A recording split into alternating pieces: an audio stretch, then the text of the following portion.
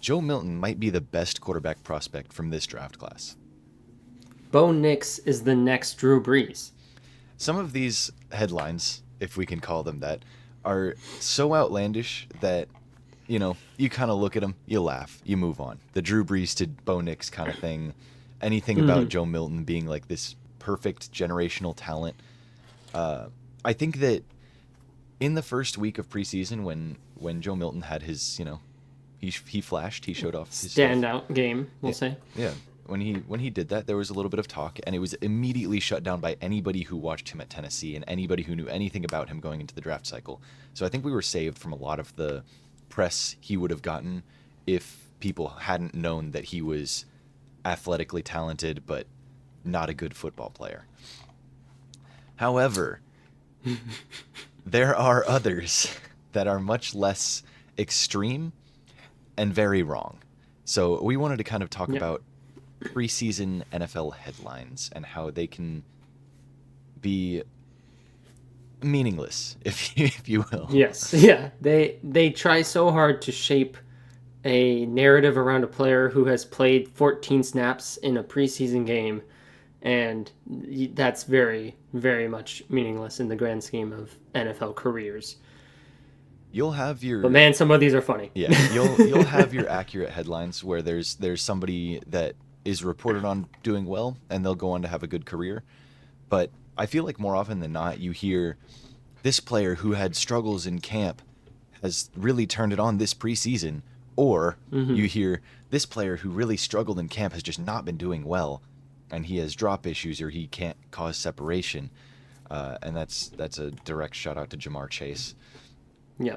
where on And go ahead. one of the funniest things about this entire channel is it's basically can be built off of the fact that one of us saw a headline of Jamar Chase dropping passes in preseason, and we were like, we'll have that in our first episode. That episode never happened, but the fact that the whole Jamar Chase is going to be a bust after training camp, he dropped 4 out of 5 targets. This is game over. That's very funny looking back on it after the years have passed, and now we've started the channel, and Jamar Chase is nowhere near the we'll say that kind of conversation of some of those actually bad players. Yeah. So we're going to go through a couple of different good players that got bad press and then a couple different bad players that got good press. We'll probably flip them around a little bit. Let's throw some everywhere. No real structure to this, but it's just to kind of put preseason news into perspective. We've been footballless for like the better part of the year.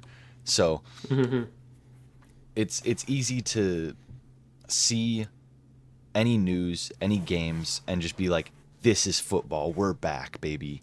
But Yeah. really, the preseason, training camp, all of that is just a time for people to try things out. And I think that's the main reason that you can have some of these outlandish titles and headlines. Yeah. And you're playing like your simplest defenses because you want your defensive players to adjust quickly to it. So you're not going to throw outlandish stuff out there. So then, yeah, when one player really shines playing like the most basic, just the, we'll say, offensive player really shines against a cover three, then it's like, okay, yeah, but he was just running seam routes the whole time. So just strategically, that's going to happen. But it's kind of like the overreactions that we always have on the game the day after the game during the season. Preseason is that like kicked up, snorting cocaine, just fully maxed out, going as hard as it can about overreacting to things. It's also against backups, which is another part of what leads people to overreact. Is you'll see somebody Yeah. go off, but it's against fourth string DBs, and it's like, okay, so they can beat a fourth stringer, but put them against a third stringer and they get locked down, so they're not even going to make an NFL roster. But we'll get into some actual headlines now, starting off with Jamar Chase. The transition hasn't been as smooth for Jamar Chase since arriving in Cincinnati. He failed to catch 4 of his 5 targets in the preseason. Jamar Chase since then has gone. He won Offensive Rookie of the Year, 3-time Pro Bowler. No All Pros, actually. I'm sorry. He was All Pro second team his rookie year, so that's pretty cool. But Pro Bowl all 3 years, like, yeah, there's no credence to this headline. There's nothing to it. It's just he dropped a few passes and everybody thought he was going to be trash because of that. Yeah. And also, yeah, he didn't catch 4 or 5 targets, and he only one of those was from Joe Burrow in the preseason. So it's the backups. Like, okay, you got the starting wide receiver out there, but who's throwing him the ball? It's not going to be great. Yeah. And then starting, we'll just transition quickly because we're talking about the starting quarterbacks. You put this one in here, and that one's pretty wild. Yeah. The headline, like, this isn't like a quote from the start of the article. This is the headline. Like, this is big, bold headline. It's going to take Cam Newton time to develop into a quality starting quarterback. I'll give them this. Time is relative. Maybe in that era, because he was like the first really, really rushing quarterback. Maybe they were like, that's not going to work. He has to learn to pass. Like, I don't know. He wasn't the first rushing quarterback. But, like... it was a new era, for sure. I think the only defense is that they said time. They didn't say how much time. It took him a week, and he was great. So, there's that. Yeah, next week. Because I feel like what we see more often than negative press is just talking about this player's coming to camp stronger and bigger and faster. Oh, and, so much of that. Oh my all God. The time. It's every training camp. It's the first week of training camp. It's like Greg Dortch has appeared to camp 20 pounds heavier and 2 times as fast. And like, yeah, shout out Greg Dortch. He's going to have a crazy season and stuff. But like, I'm tired of hearing about Brian Edwards every year looking like DK Metcalf and playing like fucking Scotty Miller. Like, and it's always the like, oh, this is the healthiest I've ever felt, and then they like, oh, he says that he's feeling the best he has in his career. Like, there was a skit I saw that crazy. I don't know if it was like a skit or if it was just a tweet, but it said, "Breaking news: your favorite player has never felt better, never been stronger, and never run faster than he does right now. He's also put on 20 pounds." Like, I saw that. You sent me that skit, I did. believe. It's definitely a skit. Yeah. All right. Into the bad players that got good press section here. We got a twofer on Zach Wilson of all players. Yeah. So first quote here is, "The Jets deserve some credit for surrounding Zach Wilson with legitimate playmakers. Wilson was sharp." Now, yes, the Jets have done a good job of having a team, but that's more so been built because Zach Wilson gave them those draft picks. I don't think he came into the league having like, oh, this is such a great team with all these playmakers. No, look at him show out. No, I swear to God, like, as I read that, I was like, what the hell were they thinking? Like, I know that team wasn't good. Yeah, their starting receiver was Keelan Cole. Like, well, respect to Keelan Cole, sure. But no, their starting receiver was goddamn Keelan fucking Cole. They had Elijah Moore that year, and they had Corey Davis, who was supposed to be really good. But, like, this is not a team that I think is that good, that you should be writing headlines about how great the playmakers are. And that they really deserve some credit because they set this rookie up for great success. And then with the second quote is, "Zach Wilson's solid, if short, preseason opener should quiet down the daily overreaction to his up and down training camp." Now, this is a daily overreaction. What are you talking about?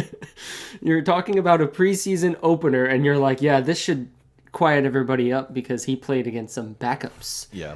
This is going to be a really good year for Zach Wilson. Yeah. Like, come on. We, just as a side note, we really went after the 2021 draft class, not just because it's easy to go after them. It is. They're not great, especially the quarterbacks. They're the track record there of it being like the best quarterback class in decades, and then there's one guy that's still on his original team.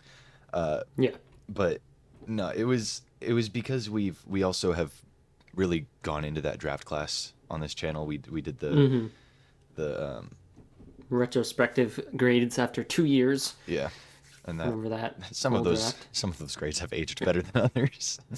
But anyway. I don't know. I don't pay attention to the ones that aged poorly. I'll leave it there. I think we gave Justin Fields an A. Anyways. Anywho. Yeah.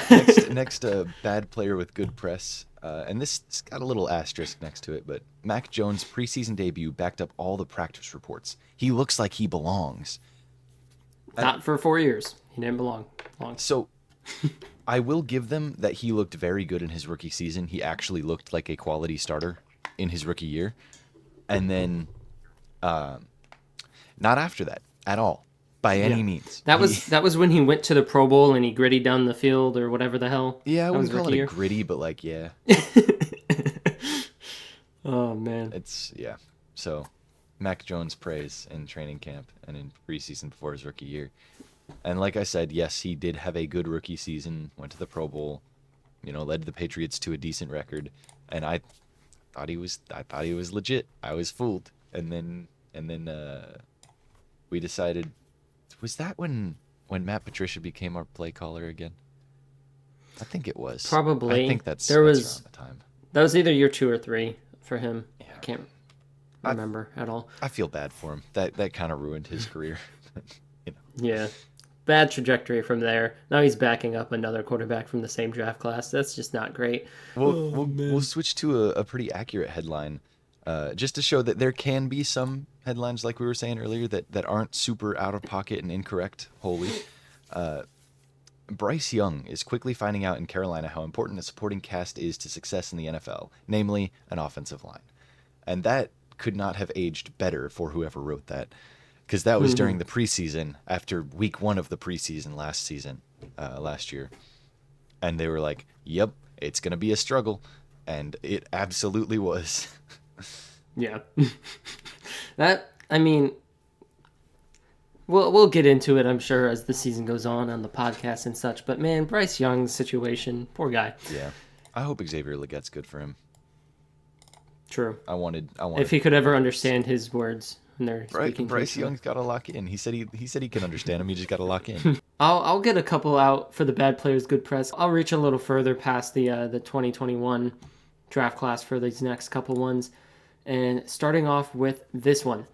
While PFF may be somewhat low on the former Clemson defensive end, the Raiders couldn't be happier with their first pick. Look for Clelin Ferrell to start defensive end week 1 against the Denver Broncos. This aged horrifically. Shout out my boy Clelin. Clelin Ferrell is like Cleveland on his Ferrell. 4th team in I think 5 years now. He was off the Raiders after 2, and he was pick number 4 I'm gonna be in the draft. I'm gonna be 100% honest. I thought he was out of the league. Just because I wanted to keep the Raiders hate train going, I decided to pull for the best one to see. Jamarcus Russell impresses in first practice with the Raiders. The top pick with the rocket arm made an immediate impression on the Oakland Raiders in his first practice. And now, this is notable. This is after they already knew he didn't watch film. This is after all of this. They knew that. They knew he didn't watch a single second of film. And they still let he it had a leak rocket that they arm, were though. impressed. Come on, man. He's impressing. Yeah. Man, if Joe Milton went first overall, it'd be very reminiscent of Jamarcus Russell. Thankfully, the lesson was learned, and he went in the 6th round. Yes. I've got the Jamarcus Russell. What a fun guy. yeah. I would like to see him enter the league today. I would like to use him in Madden more than anything. But True. Anywho, I've got one more for the bad players and good press. That's just kind of like a continuation, and then I'll go back to one good player, bad press. So this is a different headline than the one that I made up about Joe Milton at the start. This one is a real one. It says rocket-armed Joe Milton is an exciting prospect at quarterback, and I can't say that he's a bad player yet, because like we said, it's too early to give overreactions in any direction. But I think that just the fact that he is so polarizing with his arm and his talents running, and like his athletic talents are so polarizing that it's hard to talk about him negatively, because you'll just get people saying, oh, but look at how he did in the preseason game, and he like ran around for 20 seconds and then gained 10 yards, and he's so skilled. But Nice. That was a great impression of of that group of people. yeah, thanks. For the last good player, bad press, we have one on CJ Stroud from last season. CJ Stroud struggled in his first taste of NFL action Thursday night. Leading the Texans through their first 2 drives, Stroud completed 2 passes on 4 attempts for 13 yards and an interception. Like you had said, kind of like the up and down, this is just the box score. This is pretty straightforward, cut and dry.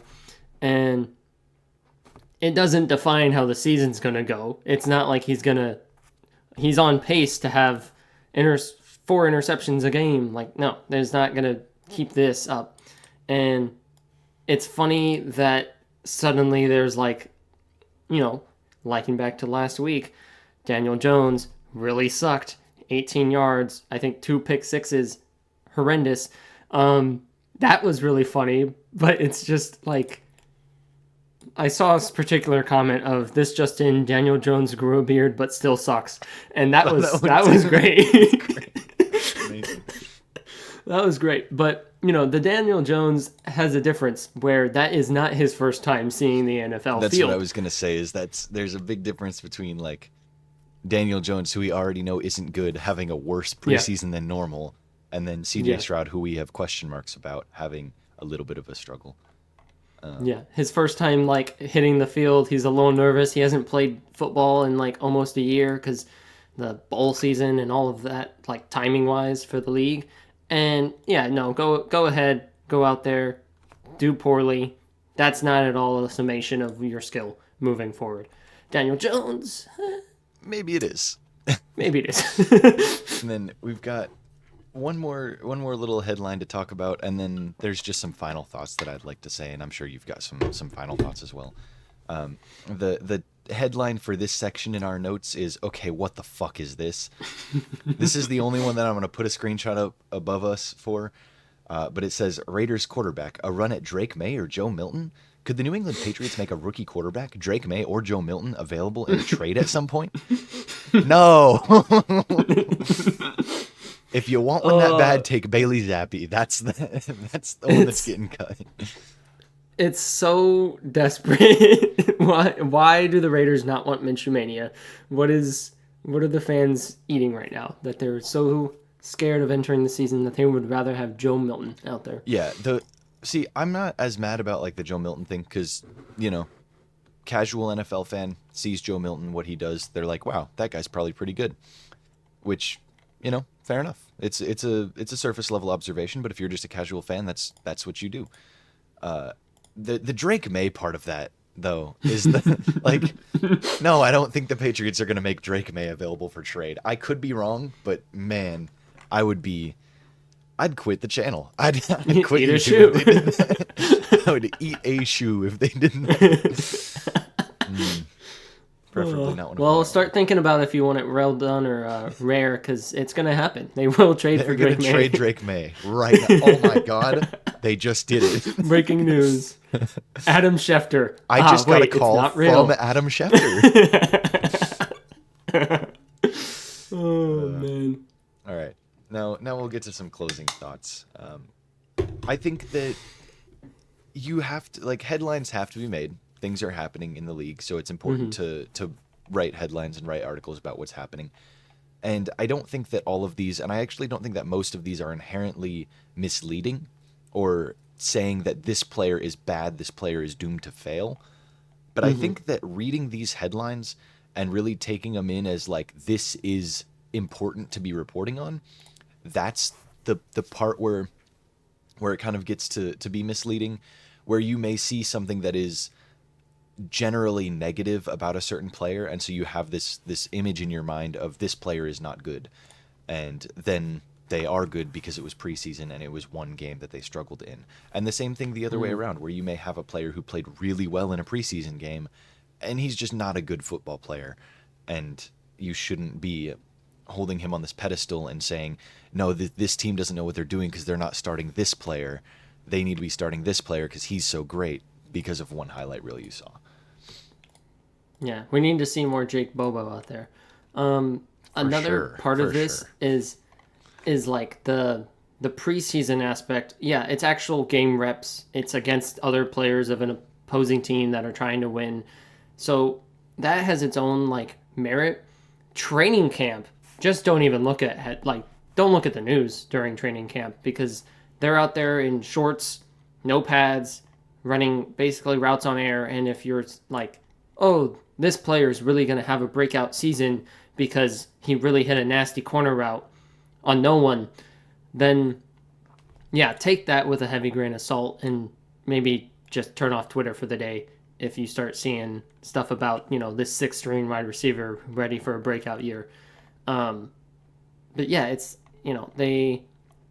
there's definitely that lull of like, okay, there's no football, and we're just kind of sitting around twiddling our thumbs. And then football starts happening again, and then all the headlines are like, oh, this is going to be the next breakout, and this is what we need to look forward to for the whole team. We need to see this player do this. And it's like, there's a lot grander things at hand in all of this. And the rookies also get a whole lot of like the praise, they get the praise, they get the ups and the downs of it all. So I feel like they are probably the biggest thing that everyone's looking for. So they're the biggest thing that everyone's making headlines about. Whether or not the headlines are going to prove substantial whatsoever going forward. So this whole video is basically to say preseason, training camp, news, media, all of that, take it with a grain of salt. It's all... Yeah. Everything changes very quickly in the NFL, i.e. Jamarcus Russell impressing in the first practice. Yeah, I think that training camp and preseason is much more important for the teams and for the players than it ever will be for the fans and for the media. But because it is action that we are able to see, it's always going to be twisted out of proportion. So it's never going to be something that we should really be paying that much attention to. If you're watching a preseason game because, haha, football fun, absolutely, go for it, do it. But if you're watching a preseason game looking to get the scoop on who's going to be the best player on a team, just don't. You're not going to get that information from preseason. You may get some like confirmation if you think a player's good and then you see him play and he does pretty well, especially if it's against starters, because typically those starters, that's what you're looking to see. But it's like you were talking about, the sixth string receivers poised for a breakout because they had a good training camp, and the third string quarterback who dotted up this sixth string defense. Like it's just not it's not something that you need to take into account. But this is just a thought that we both had around the same time. It was, for me, it was based on the Joe Milton stuff that happened after week 1, where I was just like, man, people need to shut the fuck up. Man. And I don't know. Yeah, Drake May was a wasted first round pick. Yeah, crazy sentiment. No, you should not have taken Marvin Harrison and Joe Milton. That's not a winning combo. I'm sorry. But all right, close this out here. I digress. Let us know your thoughts on preseason headlines in general, and this preseason specifically. Let us know some guys that you're watching and that you're excited to see play, but keep it to preseason standards, as we've talked about this entire video. We'll have our episode 0 of season 2 of the podcast coming out within the next month. It is very exciting. It's so close. It's coming up on us so much sooner than we thought. But that'll be a really fun one. We've got a bit of a different format for it this year, so stick around if you're from the original podcast season. Let us know, and let us know how excited you are for the new one. I'm pretty sure we're gonna get 0 comments about that, but might as well ask for them. Let us know some other topics you want us to cover, something like this, something like some other videos that we've done. Check out our more recent content, the trivia video that has 6 views. And hey, I saw 7 last I checked. No way. And with that, deuces.